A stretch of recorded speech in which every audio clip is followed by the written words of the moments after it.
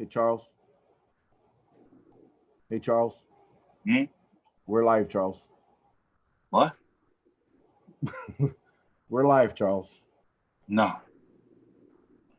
Yes, we are. Here we go. Watch party. Boom. Hello, everybody. Welcome to Facebook Live. And I'm getting everything set up here. Oop, oop. Yep, turn off the volume. Aloha, brother. How are you, my friend? Aloha Friday Good. to all of you. Doing good, my brother. Doing good. Um, Yep. awesome. Anyway, like they The say, trade aloha. wind's supposed to be coming back, but it's still a little muggy. Yeah, it's kind Muggy. of warm today. It's kind of warm, but So we're doing good. A lot of was pretty quiet out in the west side today. Yeah, not that much activity. Strange, strange. well, today was a draining day. It was just a draining day. And Mm. I know a lot of you guys coming on right now. Tonight we got our county clerk Jade Tanigawa and our elections officer, administrator Lyndon Yoshioka will be on. They'll be coming on at 7 o'clock tonight. A lot of changes going on, and if you didn't register to vote by today at 4:30, you ain't registered. You cannot vote in the primary, but you still can vote in the general. So it's going to be critical this year. We all vote. Every election is so important. A lot of people complain, grumble. But when you look at the percentage of people that turn out to vote, although does really well compared to the other counties, still not enough, man. And this year it's mail out. When everybody gonna mail their ballot, so I felt it was important to bring these guys on so they can tell us exactly what the process is and where we go from here. Because honestly, Charlie, I don't know. I'm confused, man. I really am. I really am. I didn't take the time to um, study. I knew that at some point we'd get them on our show, and they can so much easier when people tell you rather than when you're reading. Yeah. Hmm. Yep. Well, I think this year, like past years, uh, we don't know how foolproof the system is. I think that's a big concern everyone has. But you know, I don't know the mechanics, what goes behind it. All I know is I don't know if there's any scriptus there that's going to compare signatures, to make absolutely sure that that's your signature on, because you're supposed to give one sample, right? And Correct.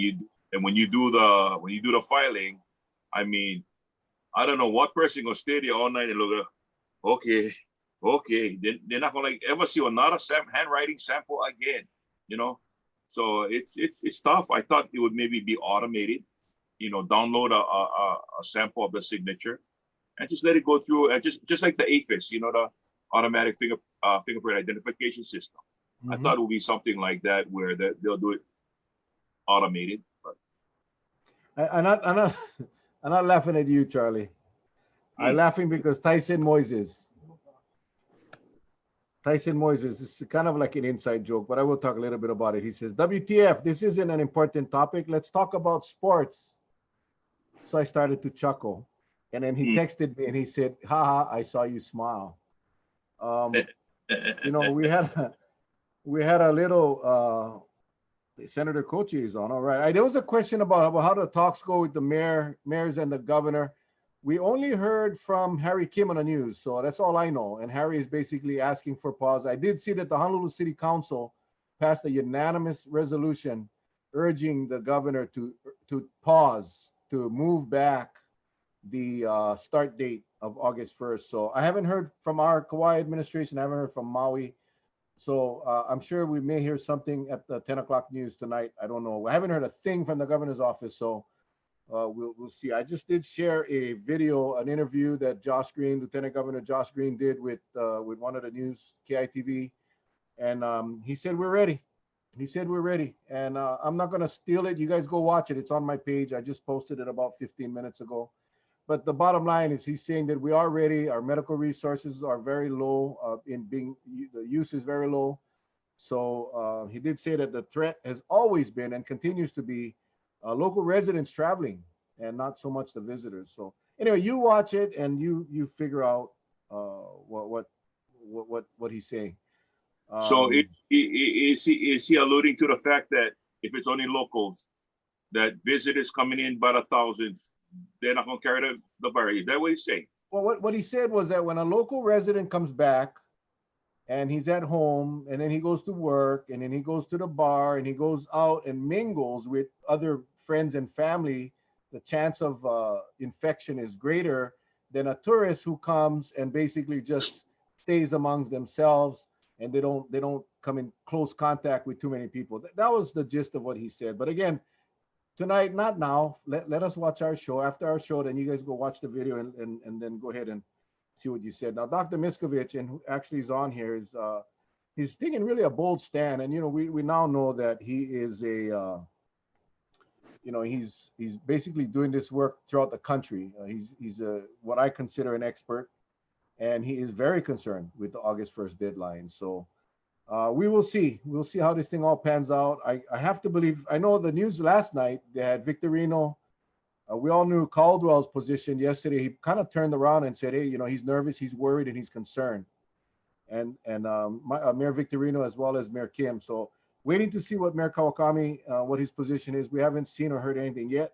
Hopefully, we'll get some indication tonight. I have to believe that everyone is concerned. Really, I mean, if you don't watch the press conference that the governor puts on, it's hard to find anyone that thinks the August 1st deadline is that we're ready. I honestly don't know anybody outside of that press conference, the administration, the director of health. I cannot find anyone that actually believes that that we're ready to open up on August 1st. So we'll see how that thing goes. Well, let me say this then. Scientific evidence, if that's the case, just proves that the virus knows the difference between a visitor and a local. That's what it says. That's what it sounds like. So I think the more virus that's out there, I mean, just look at the other states. That's all I got to say. More than half of the states are seeing spikes. More than half. So that was a question that was pointed, specifically asked by the reporter. Annalisa said, with spikes happening in more than half of the states, are you not concerned? And he's basically, we're all concerned about the economy. We're all concerned about people getting back to work. And I think a lot of people take us out of context and say, we don't care about the economy. We only worried about the virus. That's not true.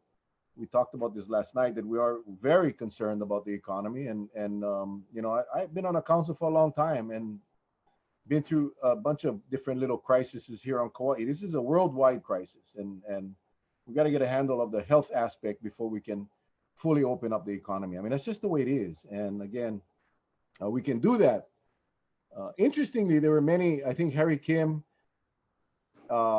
recommended the 7-day quarantine 2-test method as well. So that's the bottom line. I think if the state moves to that process, then we are going to be a lot more comfortable. And I think we'll really limit the exposure of the virus to our local residents. But anyway, I did want to address, we had someone on the post today that was just downright nasty. People asking how come I didn't engage. I'm not going to engage with anybody that the sole purpose is to piss people off. And I know, Charlie, you came across very diplomatic, and I appreciate that. But I really don't have time or energy to engage with someone that's not really interested in having a discussion, not interested in having a two-way discussion. So, I could have very easily blocked them. I want the dialogue. I want the discussions. I even want the debates, but it has to be done in a way that's polite, professional and courteous. And if you cannot do that, don't even expect me to waste my time responding. But I appreciate, Charlie, you got my back. And then that's all I'm going to say. Just not going to engage with people like that. And if it happens again, I can promise you that he will be blocked. He will be blocked. And that's just the way it is. So anyway, any thoughts on that? We got a couple minutes before we bring in the county people, Charlie. Yes, I would like to say that, for the viewers, tomorrow night, we are going to have an open forum, which I think will allow people, and, if you really think carefully about it, if you have something to say or do, get a group of you, and then you have uninterrupted, we'll bring you in, let's talk story about it, and it can give everybody a chance. But, I know COVID has been on everybody's mind. I wish it could go away, but it won't. Again, there's still those who believe this is a flu. I'm not going to change you, and and so be it. I do know that there's a lot of individuals. Again, we have not been able to bring on the gentleman that he wanted to come on until he was perfectly free of any apparatus to help him breathe, but it hasn't been such. So that's been nearly a month now. So as you can see, the lasting effects of COVID is real. We're not talking about just surviving. We're talking about thereafter. Okay. And because some people had asked me, hey, where's that person that survived 7 weeks in ICU that went on the ECMO? Well, we're on his timetable. And he wanted to come on as long as he was not tethered to any apparatuses, but that's not the case. So I hope you folks understand. But for the most part, ladies and gentlemen, we do have very, very clear and concise conversation. It gives you a chance. We had Dr. Mitz on last night, Miskovich. And prior to that, we had the 3 doctors from that think group, that think tank, I should say. One with extensive expertise, one a virologist. And, they both came into the same consensus, and that is, if we're going to be safe, let's do it right. Let's have 2 tests. And, if the second test comes out, because that's what Korea is doing now. And that's what Korea did with military personnel from the United States that went over there. They got 1 test, came out negative. Second test upon landing. Before they came out of quarantine, they got tested again, and voila, they were infected. They were positive. So, again, Korea really has their act together, and it kind of goes in line with what we've been talking about and a 2-test system. It's proving to work. So I wish all the best to our governor, that he can see through this muck that's happening right now. And again, I mentioned at the last of the show last night that we just got to wonder who's really calling the shots, and whatever happens. I don't want to take a laid back attitude and say, well, woe is me, but if it's going to be that way, then we really got to protect ourselves. And I'm pretty sure, and I'm going to give credit to our show, that we have been bringing out all the right information for everyone, so you can make that educated decision what you need to do. Because we know right now, just by all you faithful followers, what you're going to do. And I believe you've been equipped with the best information possible. So if the governor decides to pull the trigger and don't listen to anybody and does what he wants to do, then at least you'll know what to do. Okay, that's it. Thank you. Have a nice evening. By the way, I do want to say thanks to Dr. Miskovich. He did come through. I have the contact information for Jerome, Charlie. Yes. So we have the contact, and we will International Vaccine Institute. Iolani grad. Now, he's one of the top experts in the field of producing vaccines. And, I'd love to talk to him and see what his frame of thought is, what kind of timeline we'd be looking at. Because, we hear all different numbers, right? 2021, 2022 would be really nice. And just be open with everybody. So at least we know we have a tagging point where we can start from. I think it would be a good thing. So I'll reach out to him and see if we can get him on next week. Tomorrow night, Charlie touched on it. Town Hall Thursdays. We're going to do this every Thursday. So you come on Thursday. What I'm going to do, I am going to put the Zoom link. I'm going to post the Zoom link in the comment box. And then whoever is interested, you want to come on, ask a question, make a comment, make a statement. Again, professionalism. You be nice. You be courteous. We'll bring you on, and you'll come on the screen. And then if you get out of hand, we'll just delete you. But for the most part, we want the discussion, and we'll, as many as we can fit in, we'll bring them in one at a time, and we'll just have a nice discussion. So we are going to do that tomorrow night, and if it works out, we'll continue to do it every single Thursday. So anyway, we are going to welcome. Oh, look at that! Oh, They came up with one camera. Look at that! Look, they got the background. wow. Yeah, look. Where did Lyndon go? See, these guys Connect. are good at this stuff. They're connecting to audio. Yeah. He's Hello. vanishing. Hello. I hear you, Jade. And there's Lyndon. That's it. Hey, welcome everybody. If you guys if you guys didn't see the first post I put up last night, we had Jade's picture and I didn't have a picture of Lyndon, so I put up a picture of Superman. That's what he Better. And then he sent me his picture. So anyway, obviously Jade is the female. She is the county clerk, and Lyndon is the elections administrator for the county of Kauai. And we welcome them tonight. You know, our show has been focusing on COVID, and every so often we bring in guests that you know, we get away from COVID for a little bit. And we thought, I wish we could have got you on early. I didn't realize today was a deadline for registration for the primary election, but that's okay. It's tomorrow. I know that, huh? It's tomorrow. See, I knew it was tomorrow. Yeah. That's why we had Perfect timing. Yes. We actually had that's right. We had Governor Ige on tonight. I had to bump him so we could get the two of you on. We're so But honored. anyway, thank you guys for joining us tonight. We really just wanted to share a lot of new things happening in this election for the first time for the state. So with that, you guys all know Charlie Iona. Charlie's that one right there, the Hawaiian. Hi. Good to see you, And folks. with that, we'll just turn it over, and we'll be getting questions on the from the field, from the viewers. But if you can just start with I guess either one of you, what's the biggest change this year, and then how are we, as the voters, what are we going to have to do to comply with the changes? Well, this year, as we have been seeing on TV and, you know, in between COVID and everything, we have been seeing some PSAs coming out about this election statewide will be an all-male election. So similar to an absentee ballot, if people are used to receiving an absentee ballot versus going to the polls, this year will be all-male. That is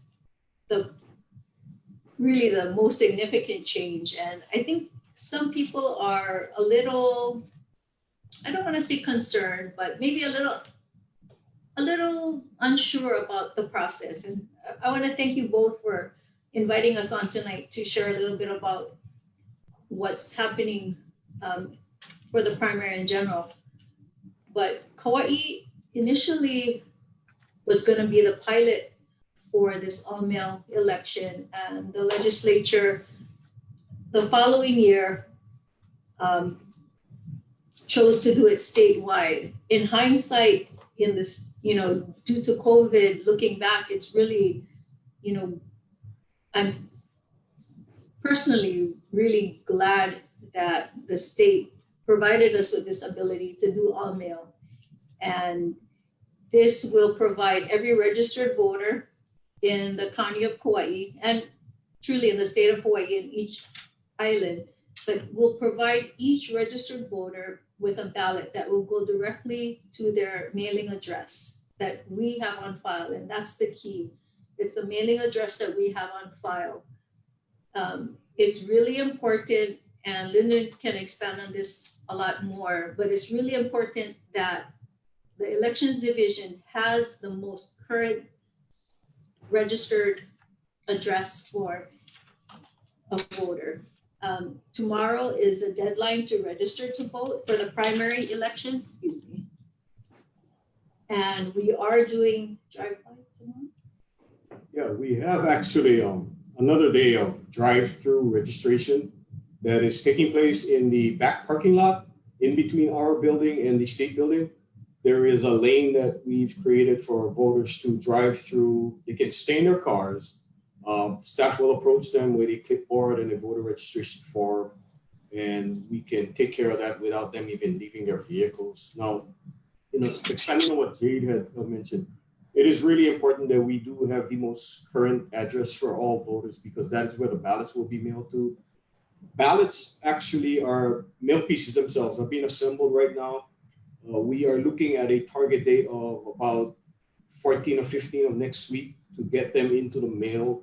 So ballots actually should begin arriving in households latter part of next week already. So let me ask you. So with the mail out situation as it is, you folks have like a confirmed target of how many people signed up for voting? Is that how it works? And then you mail the.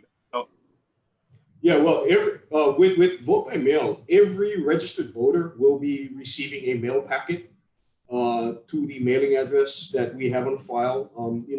As of today, wow, we're sending out about 40,000 mail pieces. Wow.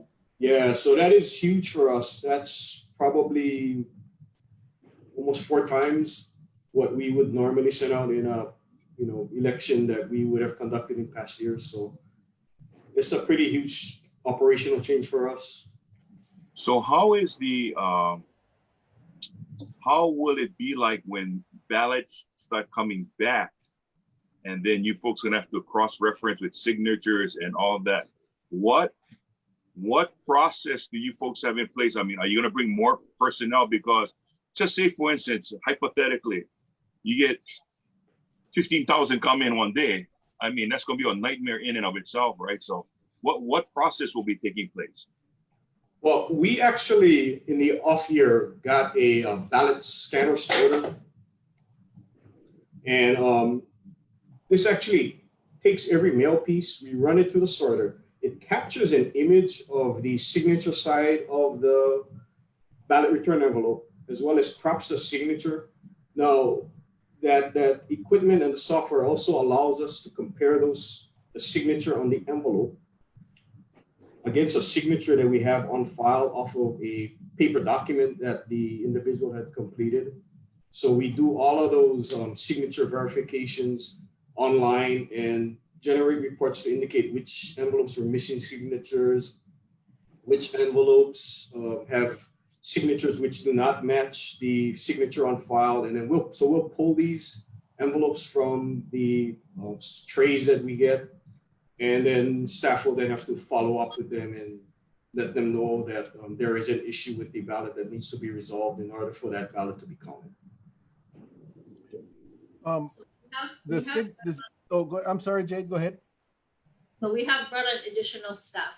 So Mel, you know, during an election year, we up the staff number, temporary staff. So we have additional staff that will assist the elections division in doing that. Excuse me. Someone is asking, what if they did not do the signature card? What if they didn't mail back the signature card? What happens to that? Not a problem, because we already have a signature from a paper document that the individual completed in order to register to vote, or a digitized signature that we got from driver's licensing if the person registered to vote online. So we have signatures for all individuals. The only reason we sent the signature card out was we're trying to refresh the signatures, get signatures that are more current, because, like everyone, signatures change over time. And we just want to be sure we have not only the most signature, but really a history of signatures over time, so we can use that to cross-reference the ballots as they come in. Now, there's, I guess this is a crazy question, but I know that there may be individuals like myself, when I sign a signature sitting down as opposed to standing up, it's going to slant a little different. Is the device that sensitive enough that it'll give a variance, or it will just spit it out and say, hey, that's not your signature? Oh, no, well, let me clarify the signature part. The sorter scanner will only capture the images. The actual verification is being done by humans. It's human eyes is looking at comparing the signatures side by side. So part of it also was about, 3 weeks ago, we actually had a handwriting expert. He's certified court appointed handwriting analyst come down, actually trained staff. And what you referenced actually were some of the things that could affect the signature. Whether you're making it standing, sitting, depending upon the writing instrument, the surface that you write on, whether you are feeling good or whether you're ill. I mean, all these things affect signatures, but bottom line is whenever we are evaluating a signature to determine whether or not we believe it's authentic or not, we will look for things in the signature that will allow us to validate the signature as authentic. We're not being overly critical because of these situations like you just described. We got a lot of questions. I didn't vote last election. What do I do? The best thing to do is, honestly, if the person hadn't moved, changed their mailing address, they are still good to go. But ultimately, if anyone has any questions, please call our number. Well, does it come up? Sorry. No, there we go. Oh. Lean back and put them by your chest. Oh my God, that background is eating you up. But what was it? 241? 4800. 4800. Okay, people. 241. Charlie's gonna text. We get Vanna White over here. Check this out. He get him down. He's so high tech. I was shocked to find out. He goes on and he does this electronic thing that it comes on the screen. It's amazing. Okay. What's it? 241 what? 4800. Yeah, because I gotta type it in. Okay, here it goes. Okay, here it comes. Nice. Okay. Perfect. So if they didn't vote in the last election, they still will be getting a ballot if they're registered. Yes, correct. Oh. All right. All righty. And then if one of the ballots is not accepted, if one of the ballots are not accepted for some reason, like a bad signature, what happens then? Yeah, our office, the staff will call anyone whose ballot comes in that we cannot count for whatever reason. And we have some options that are available. The individual can get a replacement ballot in the mail. They can come and pick one up.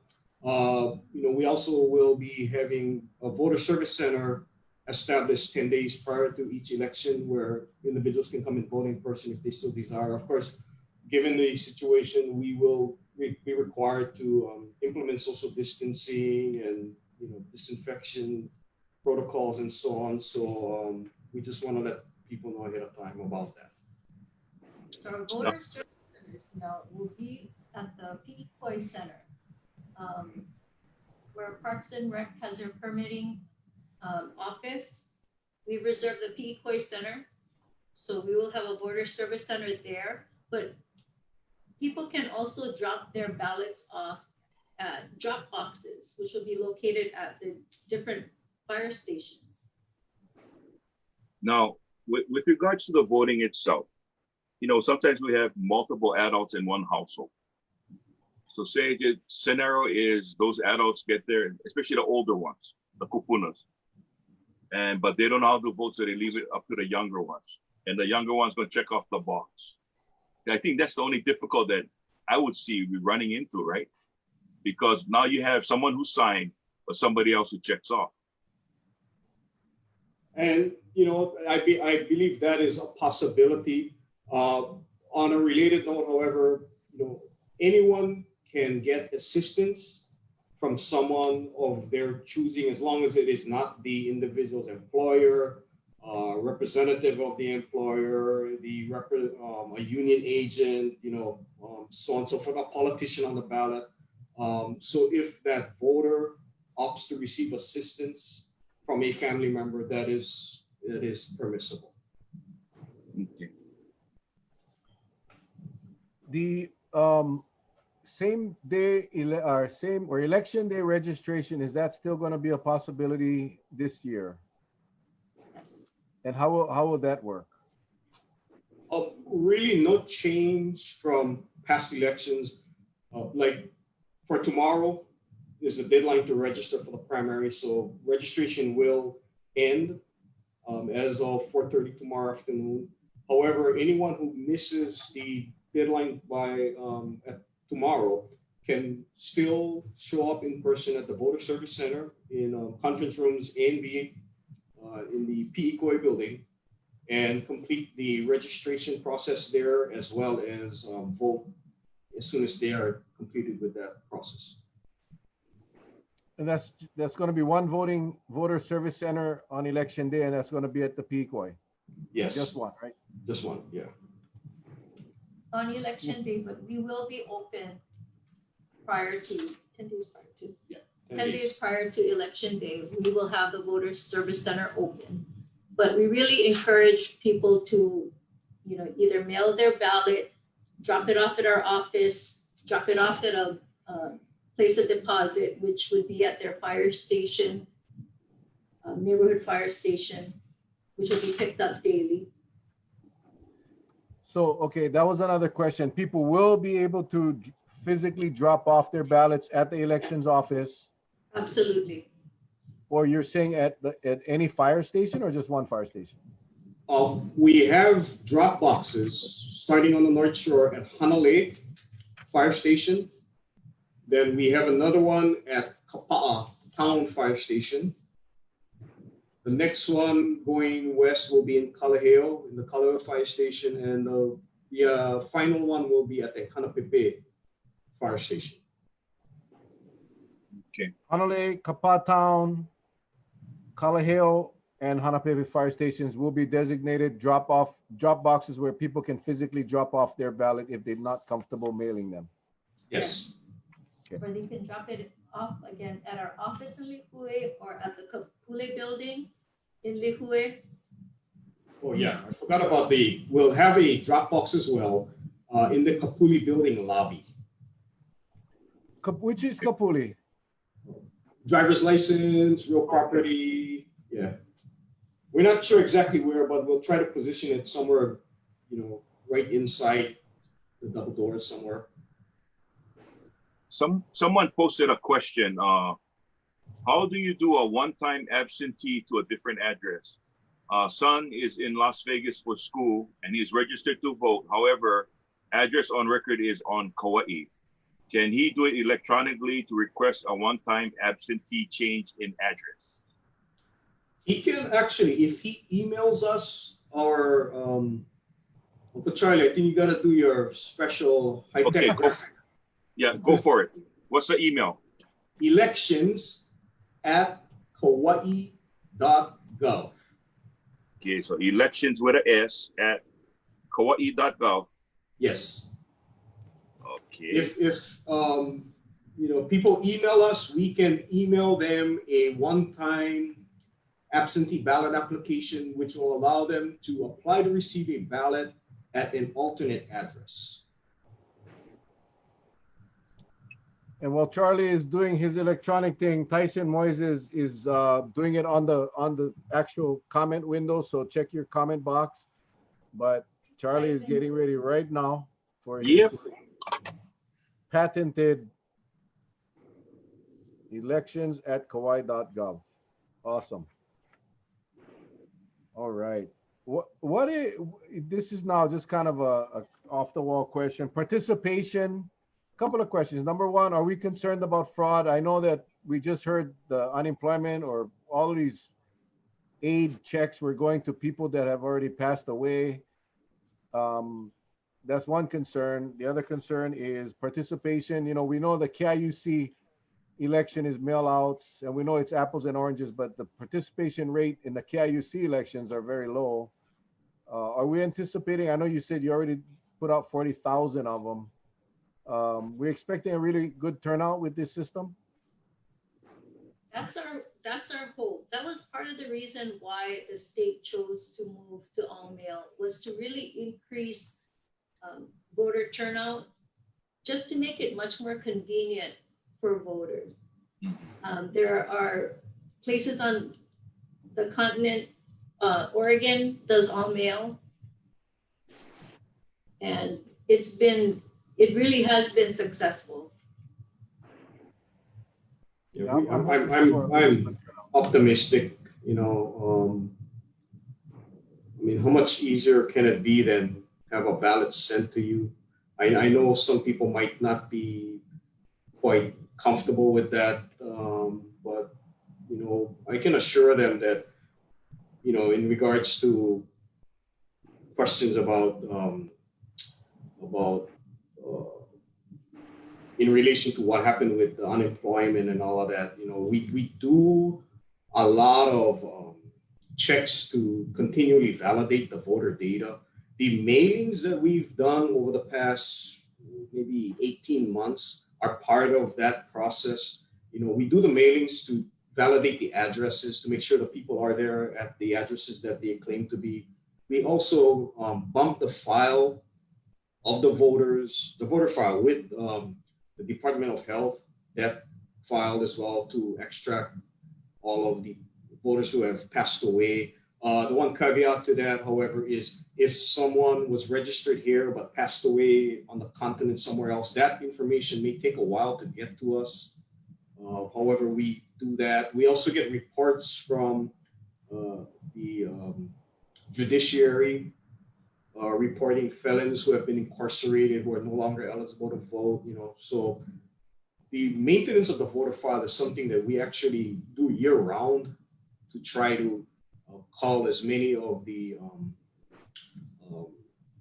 outdated addresses and voters who are no longer here, the file clean.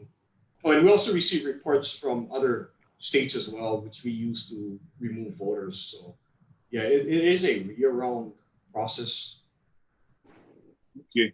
Well, we had a question, but for those who feel like they're gonna miss that little booth, some feel they're gonna miss the little booth, I would recommend that when you're filling out your form, just throw a blanket over your head so you get that feeling like you're in one booth. Then you should be okay.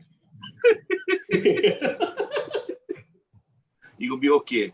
And someone asked this: Can Trump stop states from mail-only election? Not that I'm aware of. And of course, that would probably be best answered by someone with a lot more legal background than I do. But yeah, but as far as I understand the law, no. Okay. The legislature passed it. Unlike the other states on the mainland that are trying to move to all mail, it's a little different. But again, it would be something that would need to be tried in court. So it's relatively the same. It's like the same system that we have for absentee voters, right? Is it the same system that we're using? The same checks and balances, and we really haven't had problems in the past as far as voter fraud or anything like that. It's the checks and balances in place seems to be working with what you just talked about, right? Yes. Oh yes, yes. Yes. Oh God, you got me worried. Oh my God, what the heck? That was a yes or no. No. Well, you know what? Also, that's something that I get asked quite frequently, and what we also need is, just for the county of Kauai, for example, we only have like 2, 4, 6 of us that work in the office, and we do also request the assistance of voters themselves if they know of something that doesn't quite seem right as it relates to voting. Please let us know. And we will. I'll be honest, we'll go look into it. But like other types of offenses, we need solid evidence to move forward, because if not, then it would seem like we are simply targeting somebody for illegitimate purposes, and that would cause us some real issues. So if anyone out there does know of a situation that is not quite clean in their eyes, please call us and we will look into it. Now, because all voting is done, in the past you had absentee voting. There was a cutoff for absentee voting, and then the rest of the people had to vote on election day at the polls. Now we don't have that, right? You're gonna have voting actually really up to that day. So how are the votes gonna be calculated, and are we gonna get the results on election night, or is it going to be later? Well, Jade and I have had a lot of discussions about this, and over time, I've kind of started to game plan this thing. One of the real benefits of the law that was passed to transition us to vote by mail allows us to begin processing ballots 10 days prior to election day. Processing ballots meaning we can open them, we can begin scanning them, but we cannot generate results. So really, if what I am planning on pans out, I hope that we will have all the ballots that we have received up until election day already scanned, and it would be just a matter of running that portion of the ballot counting program to generate results that we need to do on election day to get some pretty solid numbers. On election day, our goal is to only have ballots that we need to count from the post office on election day pickup, from the drop boxes that we still need to pick up on election day, as well as whatever votes were cast during the voter service center period. So we hope that the initial report really is pretty much complete, I suppose. I don't want to be staying up till 3, 4 the next day. I mean, it kills you over time. Yeah, me and Charlie neither, because Charlie doesn't notice yet, but we're gonna be doing live election coverage on Facebook Live. So I think it'll be fun because we'll be able to talk to candidates and people will be able to see them, and I think it'll be fun. But yeah, 3 o'clock in the morning might be a little rough. Yeah, I'm getting too old for that. Well, some people have mentioned we've received calls in the office also that they never received their signature verification card, and if they have any questions, if they never received it, please call our office, or they can go online to double check, because the ballot should be mailed to their residential address. So if anyone has not received their signature verification card, if they could please call our office. We want to ensure that every registered voter receives their ballot. there's a lot of people posting. I'm not sure if you guys have a Facebook Live running where you can see the comments, but there's a lot of people that's being very honest and saying they got it and they tossed it. They ripped it up and threw it in the trash. I'm going to be very honest with you. Mine went in the trash. And just because I'm such a freak about, identity theft and all these things, Right. and I was too damn lazy to put them in another envelope and too damn cheap to put a 55-cent stamp on it. So I figured you have my did. signature. I did one. I thought it was Publishers Clearinghouse, and that's why I'm still waiting. Could be enough kinalito. Every time Charlie does that, see, I'm going on this train of thought, and then he does something like that, and then I just fall off the track, and I gotta forget what I'm trying to. And when we're looking down, it's not because we're being rude. It's because my phone is below, and that's where I see all the comments. And I'm trying to see now. They're all, once I said it, they're all saying, "Oh yeah, I tossed mine too. I tossed mine too." How many ballots can you guys process in an hour? Again, these ballots are going to be coming in well before the election date, so it's going to be sporadic. And I gotta say, Cindy Ayanon also said that Kauai's election crew is the best, and I have to agree, as well as our the council services staff with Jade. I mean, You know, that's one of the biggest things I miss Thank about being on a you. council is working with you folks. And I just needed to say that because a lot of people don't understand what happens. But so as this process, as these ballots come in, they're going to be processed as they come in, or they're going to be piled up and then processed at one time later.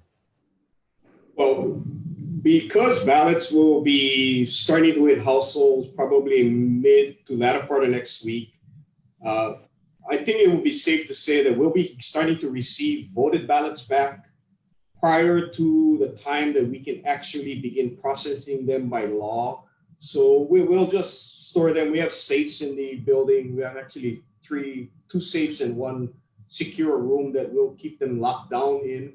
And then once the day comes around where we are lawfully allowed to begin processing, then we'll begin processing. And then, of course, I would like to note that all the work done to open envelopes to get the ballots prepared for scanning and whatever is done by volunteers, as well as under the watchful eye of official observers who are appointed by various political parties. They are just there to serve as the eyes and ears of the public. They are given a procedures manual so that they understand what should be occurring and how it should be occurring. And then they're just there to make sure that things are done on the up and up. You know, there's a question that came in with the ballots being mailed in, and as slow as the mail service has been, what happens to ballots that come in late? Well, once 7 p.m. on election day rolls around, if a ballot is not in our physical possession, then the law as it's written will not allow us to count that ballot. So, if they're going to mail a ballot via USPS, what we do suggest is they mail it at least 2 to 3 days before the deadline. If they feel the need to wait to cast their ballot within the 2 or 3 day window, we suggest that they drop it in a drop box at either one of the fire stations or at the Kapuli building, or, everybody come Costco probably once a week, take a spin by our office and, drop them off at our office. That'd be totally fine as well. Has there ever been a time where, and I'm just speaking because I live out on the west side, out in Waimea, and I've been noticing mail, sometimes it comes very late. I mean, almost up to maybe close to a week late. Did you folks ever send out maybe like some feelers to send out one test run to somebody that you know and say, hey, try let us know when you receive your mail in a post office box? No, we have not. We sometimes get stuff a little delayed to, for example, State Office of Elections will send us stuff and with the expectation that it'd be there maybe 3 days later. For some reason, it might take 5 or 7. And honestly, that's one of the reasons why we opted to mail ballots a little earlier so that people get them as soon as possible. I mean, the law does specify that ballots should be in households approximately 18 days prior to the election. I think we'll be getting the ballots out to people more like 2021, I think. I'm not sure what the map turns out to be. So that's one of the reasons why I asked to have stuff sent out a little sooner. Okay, thank you. I think we're all familiar with our individual post offices where we live. I see a lot of posts about Kikaha, people experience late packages, with COVID and just listen, you get your ballots, fill out the ballots. I would say, if it's within a week of the election, go drop it in a box. Just because, we had that issue last election in Oahu. I mean, it created a whole special election. The actual result changed. I mean, just understand, Lyndon said it best. If we don't get it by 7 p.m. on election day, your vote is not going to be counted. So that's it. That's the law. So if you get it, your ballot, vote for it. Make your votes and then just mail it or drop it off at the box. Again, Hanalei, Kapa Town, Kalaheo, and Hanapipi fire stations, or at the county building itself. Oh, Mel, and I also wanted to note that, you know, those drop boxes at the fire station at Kapuli building. Again, the law only allows us to put those boxes out there like approximately 5 days before the election. So, Okay. yeah, that I just wanted to make a point of. And these boxes, it's clearly marked for ballots, correct? Yeah. Because you know, I know a lot of the fire stations they get the box for the shield waters. I don't like they go deposit.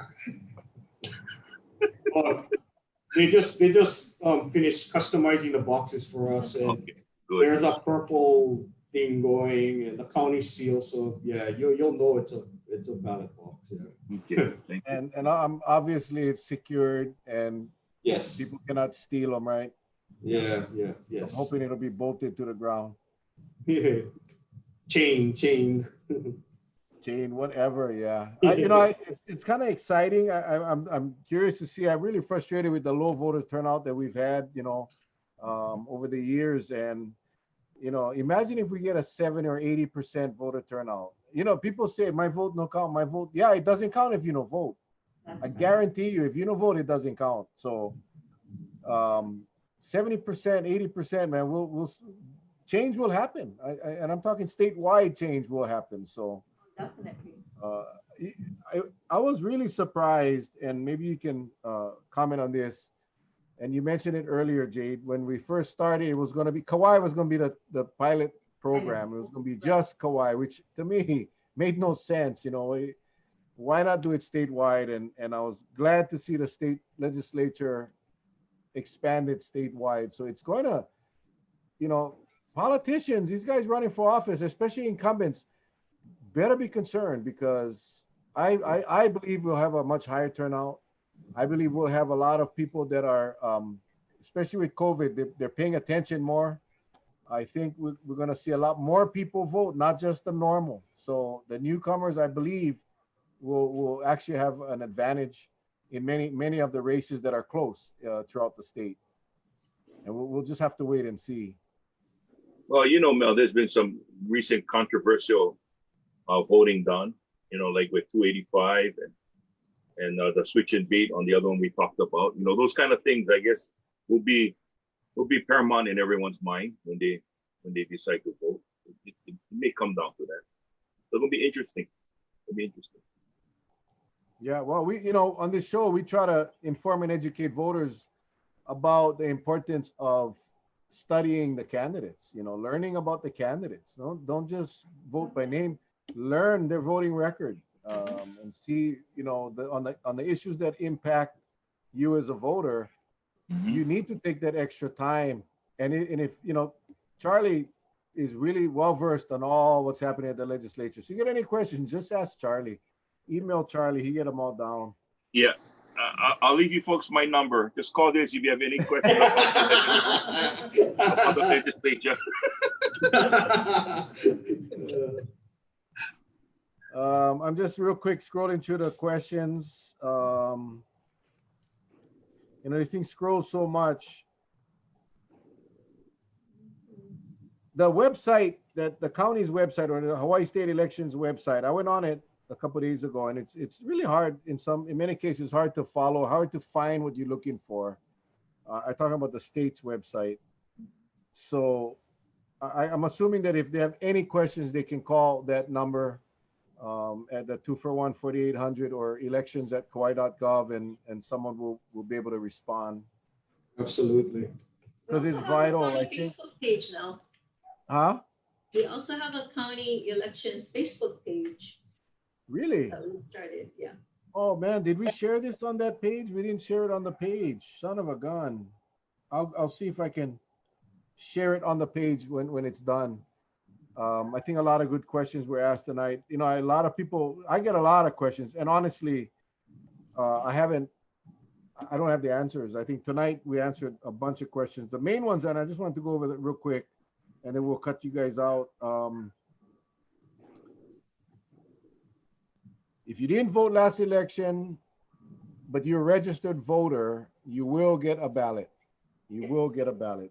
If you didn't get your signature validation card, call or email the elections office. Charlie, can you put up that call or email and get it. Now, there's no deadline for that. As long as they're registered, the signature card validation can be done anytime, right?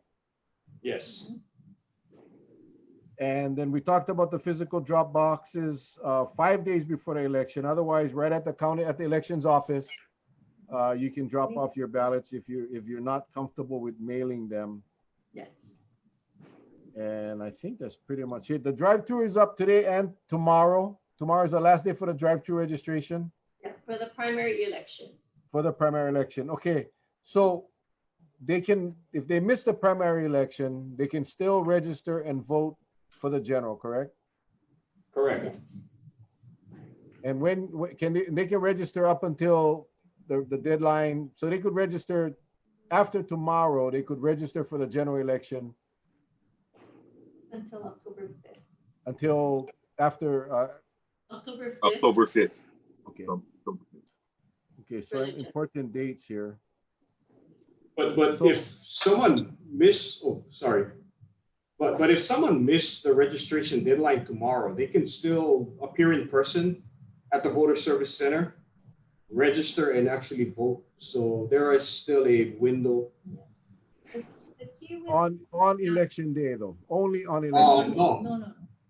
There- The 10 days prior. So we'll have the voter center in operations at the Picoy building 10 days prior to the election. We'll have that open. So if you by chance didn't register to vote or you want to cast your vote in person, you can go to the voter service center and cast your vote there. If you didn't register to vote and you want to register to vote, Mel referenced same day registration. You can register to vote that same day, but you need to vote at the voter service center that same day. That's the catch with the voter service center. Okay. Now, real quickly, what do you need to register to vote at the voter service center if you miss this deadline? What just documents, what paperwork? Just a picture ID. No need your proof of residence and No, just a picture ID. For someone who does not perhaps have a picture ID, they can bring in a utility bill, a government issued ID, or a government issued document with their name and address, and that is also an acceptable form of ID for voting purposes under federal law. so and somebody comes in with a PO box on their driver's license. There's no validation of where you live. You just basically I guess it's an affidavit or whatever. They'll sign saying where their residence address, and that's because some of our elections obviously is districts, our state races. So if you have a PO box, you basically just fill out the form of where your residence address is. Yeah. So and even for those that are houseless, Mel, the rule of thumb is you have your proof of identification, but if you don't have a physical address, all we need is the place where you lay your head at night, especially for the houseless community. Basically, we ask houseless individuals to provide a description of the area where they stay. And the only reason we use that is because that allows us to place them in the correct district and precinct, representative district, like you had referred to just a few moments ago. Okay, and then someone asked about citizenship. How do you verify citizenship on when they show up on to same day voting? If they are registering for the first time, they have to fill out an affidavit which provide or requests all of their personal information, mailing, residence address, and that is essentially an affidavit like you are raising your right hand and swearing that the information is true and correct. I believe they refer to it as a prima facie evidence, and we take it as such. Falsifying a voter registration document is a Class C felony, punishable by up to 5 years and $10,000 fine. So it's a pretty significant penalty if you decide to want to falsify something. And my last question is, felons. There's a myth out there that felons cannot vote, but felons can vote. Yes, they can, as long as they have completed their term of sentence. Once they have completed their term of incarceration, they are eligible to register and vote in Hawaii. However, it would have to be totally complete. So, for example, if an individual is on work release or in a halfway home or something of that nature, until they have completed that portion of their sentence, they are still not eligible to register. But once they complete that term in its entirety, then they are eligible to register and vote. Okay, I know, I mean, we all know felons, and again, a lot of people are under the impression, and I know a lot of felons that over the years that just thought they couldn't vote. That's not true. They can vote as long as their sentence is complete. As long as they're out of jail and they're done, they can vote. So again, every vote's gonna count in this election. It's so nice to talk about election and I ain't running. It's so cool. But it's important that you vote. And everybody that you know, let's let them know that they need to register and vote. Any closing thoughts for either of you or both of you? Thousands of people will watch this, so. No, just we really want to thank you for the opportunity. I know we were trying to get this on a little earlier, and thank you for accommodating our schedule. But thank you both, you and Uncle Charlie, for allowing us some time to get the word out. We'll be following up in the weeks to come with additional PSAs and more press. There are some commercials that are being run currently, but we really encourage everyone to really get out and vote. If you want change, you really need to vote. It's that important. Lyndon, any words of wisdom from you, sir? I just want people to vote. I mean, I really don't care who you vote for. Yeah. Just vote. I mean, really, that's the only way our form of government works, right? People got to vote. And on top of that, there is a substantial investment in time, effort, and resources to put on these services for the public. We just wish that more people would take advantage of the services that we provide. A lot goes into it, really does, yeah. So vote, please. We want to make it as convenient as it is for anyone. Yes, it is. This will be very, very awkward, I think, for many of us, like myself, who we just go down to the polls. We've always gone to the polls, so it's going to be a little awkward. But I honestly believe we're going to get a great turnout. So I'm very optimistic. I hope so. All righty. Well, thank you both, Thank you. and we'll see you guys on the trail, I guess. Yep. Definitely. And I know election night, you guys are going to be very busy, but when election is done and everything settles down, we'll definitely have you guys back on the show and talk about. Don't forget the date, yeah. Don't forget the date. Tell your viewers, don't forget this date. Okay.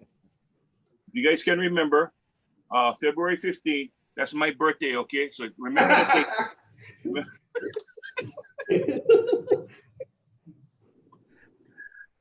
Maybe only Charlie gonna be here. Maybe only Charlie gonna be here when he brings you guys back after the election. I don't know how much it is. I really don't. But thank you guys. You guys stay safe.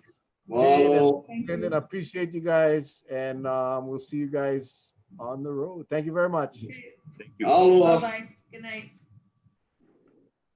Well, Charles, man, it's a lot of information. Yeah. Why are you not running in the election? Oh gosh, too many reasons. Not enough time. I wanted to focus on this show. I think we really, we've had this discussion. My wife and I had that discussion. I've confided with Charlie and many other close friends, and I know a lot of people were assuming and expecting me to run. It was just, I just wasn't there for me this time. I think we can do a lot more with this show, number one, and I just enjoy what I'm doing. And as I was telling one of the new candidates, in fact, a couple of them called me and asked me if I was going to run, and they said, if you run, I'm not going to run, because I don't, and listen, I think that this is a good opportunity. I spent 12 of the last 14 years there. We had some really good new thinkers running, and not to say that if I ran I would win, but if I didn't run, it would just make it easier for the new ones to get elected and get some new blood in the council. That's really where it came down. Really what it came down to was, I care about this island. I want to see us move forward, and I think Charlie and I, with this show, we will create an environment for all of you to be informed and be educated and learn the issues. We're not going to be on COVID forever. We'll transition to issues. It's some major issues just today on a county council. But as we transition off of COVID and we go into local issues, I think we as a community will be able to be a more informed community and inform our decision makers how we really feel. And I think this show is a great vehicle for that. I'm a firm believer that everyone has a voice. And you know how I feel. Nobody needs to be strong-armed. Does everybody have a voice? Because hey, even I learned some things new. I'm not gonna say, sometimes I act like I know it all, but that's not true. I can always sit here, humble myself to learn newer things. It's almost like when I was growing up, I never started eating vegetables until I was well into my late 20s. I just hated eating vegetables. And my excuse was always, I don't eat vegetables, so it's going to stunt my growth. That's why I 6'1". But nevertheless, you always learn new things. So, you're right, Mel. We came through this journey on this show not knowing where it would take us. But we can see that when people stay connected, and it's not a matter of how popular you get or what, that's not the thing. Because we can see the numbers, how they go up, how they go down, depending on what the subject matter is for that evening, or depending on who the guests are. And it's all up to the viewership. You like something, you let us know, bingo, we'll shoot it, we'll go for it. And if something you don't want to talk about, hey, that's fine too. But again, this goes for everybody, because like you said, we will be transitioning. And when we do, the floodgates will be open. They can talk about anything they want, as long as it's done respectfully, and as long as nobody gets bullied into one corner, because they can say whatever they want to say. And when I say that, please don't get me wrong. We're gonna let you say whatever you like saying. You're gonna start swearing at people or getting mad. No, we're saying that if people are going to engage with you, they want to engage with some sense of decorum, that they can know that they can say their piece, and we can always agree to disagree. And as long as, because at the end of the day, we've said this time and time again, when everything is done, we got to end up going back and living our lives, and we got to learn to coexist with each other. That's the thing. We cannot stay apart, because that is not going to work. That's not going to be healthy for Kauai, because Kauai is a special place, and we want to keep it that way. Okay, brother? Yeah, well, I really am looking forward to the transition, because I think, what goes on in the state, Charlie and I, and we get a lot of information and head starts from many of you, but the state doesn't know, the people, the voters don't know. We hear about all the good things, whenever money's come here for a park or a new gym or new capital improvement projects. But the nitty gritty, the day to day, the things, the decisions that are made that affect us every single day. We had a bill at the legislature that was trying to give the state director of health sole authority in everything in the case of a pandemic.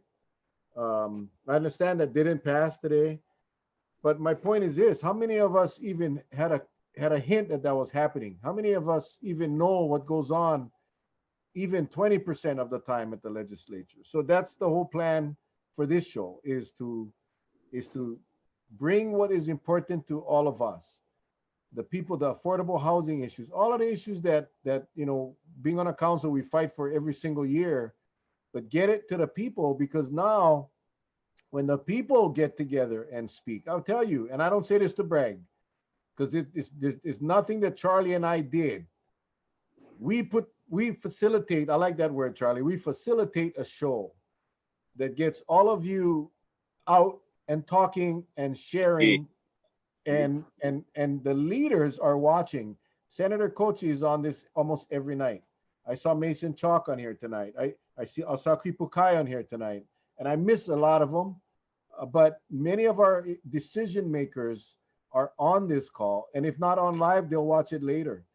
And I'm telling you, a lot of the discussions that we've had on this show, as it relates to COVID, and many of those ideas came from the viewers. But in a day or two, it showed up at the Senate COVID committee hearing. They watch and they listen. And our information gets in front of the people that needs to make decisions. And that, I think, is, for me, is worth more than me sitting on a council of 7 people trying to convince 6 others that my plan is the right plan. This way we get all of you to participate in the discussion. And trust me, people are listening. People across the state are listening, and I believe the impact will be much greater. Positive impact will be much greater with this format. So I am excited. I am thankful that this happened, Charlie, with Charlie and I. I think we're yin and yang. We brothers from different mothers, whatever you want to say. But I love that guy like a brother, and appreciate he got my back. And the plan is to continue this as long as you guys are willing to listen. Charlie, somebody said that you and I should run for council next time. You and I, maybe. Well, to be honest with you, Mel, if they've never seen a council that involves WWE, then you vote us both in, because it's gonna be on WWE. No, I tell you, for me, it has always been a dream to live on Kauai, and I'm glad I'm here. My family moved away back to Oahu because, of course, my grandchildren attend school there. But for my wife and I, we love Kauai, and the people are special. And growing up, I always fought for the little guy. And sometimes I see things kind of run amok. But I learned from way before. You got to get one group that can have an understanding and be one cohesive group. Don't go in different directions, because when you do that, you're not going to get anything accomplished. As long as everybody can come to an agreement and we move in the right directions, we don't have to run for the goal line. We can take our time, but be very methodical, know what we're going to do, but be very pleasant and just be very informative. Because at the end of the day, somebody's going to have to make the decision to either agree with us or not. And the only other plan other than that is, if they don't agree, then we got to vote them out of office. That's how it's got to work. But we cannot be over here ranting and raving and doing all kind of nonsense, because all it's going to do is, instead of getting people involved, it's going to turn people off. Nobody wants to come to a shouting match. Nobody wants to come and be made a fool of. Nobody wants that. We just want to say what we need to say, and hopefully it gets done. And that's what you want to do. And that's the bloodline that I come from, and hopefully many others will follow too. So tomorrow night we're gonna start our what the heck did I call it? Town Hall Thursdays. There you go. Dementia Thursday. There you go. Town Hall Thursdays. This is going to be fun, I hope. What's going to happen is we're going to come on at 7 o'clock. Charlie and I, we come on at 6:45, make sure everything working. And at 7 o'clock, we'll post a Zoom link. So for those of you that are on Facebook Live, you might want to put your computer on Facebook Live, or your Facebook and your phone on Zoom or whatever. But we'll give you the Zoom link. You'll come into the waiting room, and then I'm just gonna take you as in the order that you come in, and we're gonna have you come on, and you're gonna pop up on the screen, and we're gonna chat, we're gonna talk, and we're gonna whatever you have a question or you have a comment, and we're gonna do that, and it's going to be fun. It is going to be fun because you all will have an opportunity to talk to us and to the viewers. And it really doesn't matter what the topic is. All I'm saying is let's be professional and courteous and respectful. That's all. Trust me, we've had people on this show that it was tough for me. But as Charlie and I agreed in the beginning that we're not backing nobody in no corner. We're letting everybody voice their opinion and say their piece, and we'll accommodate them. And that's what we do. And that's what we'll do tomorrow night. How old are you, Mel? Somebody's asking my age. Well, put it this way, he's younger than me. Put it that way. I am 50. I will be 56 on September 5th. Write that down. September 5th is my birthday. I'll be 56. So when are you guys talking about council charter amendments? Hey, Leon, a good question. I'm actually, once the amendments are finalized, we're going to have a special show on the charter amendments, because there are some on there that I think is nuts, like taking away the requirement. Taking away the requirement of the county engineer to be an engineer. Can you imagine taking away the requirement of the captain of the airplane of being a pilot? No, sorry. But anyway, that's just my personal opinion. But that's one of them. There's also the districting of the council. That one's going to be fun. So we are going to have those discussions as we get closer to the election. Trust me, by the time the general election comes up, you will be well informed of the charter amendments before you vote, because it's going to show up in a general election. What's so funny, Charlie? Just what you just said, taking away. It's like having a fire department, but they're banned from using water. They're going to come out and tell you guys, well, we cannot find engineers because of the pay. Listen, they're not looking. It's that they cannot, the guy that they like take the job is not an engineer. That's the reality. So anyway,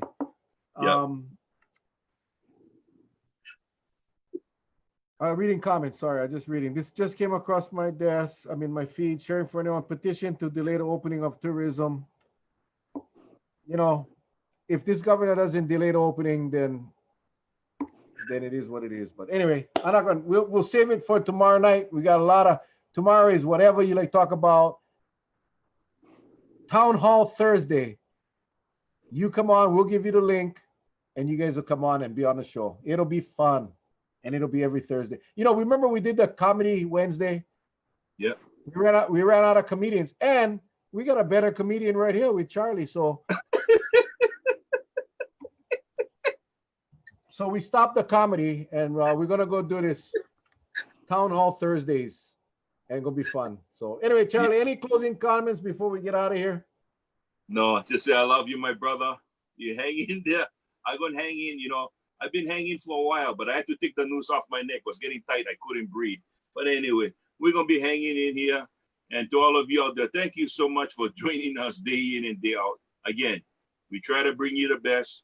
And you know what? We never said that we were the experts. But you know what? We do a damn good job in facilitating getting the experts here.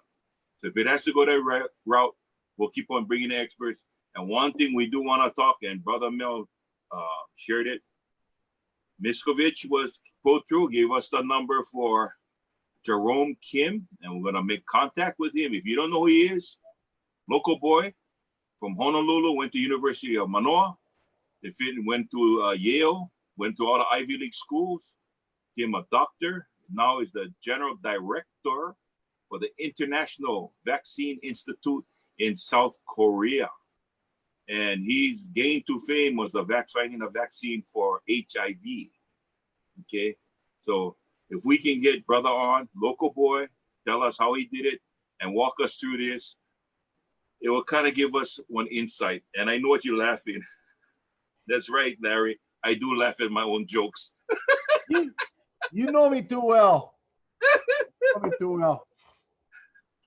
So, hey, Friday, speaking of South Korea, Mini Ko comes back on Friday night. And I tell you right now, we will be intrigued at what South Korea is doing and what they've come through. So Friday night, awesome. We'll see you guys tomorrow night. Love you guys. God bless. Stay safe. You guys take care. Aloha. Aloha.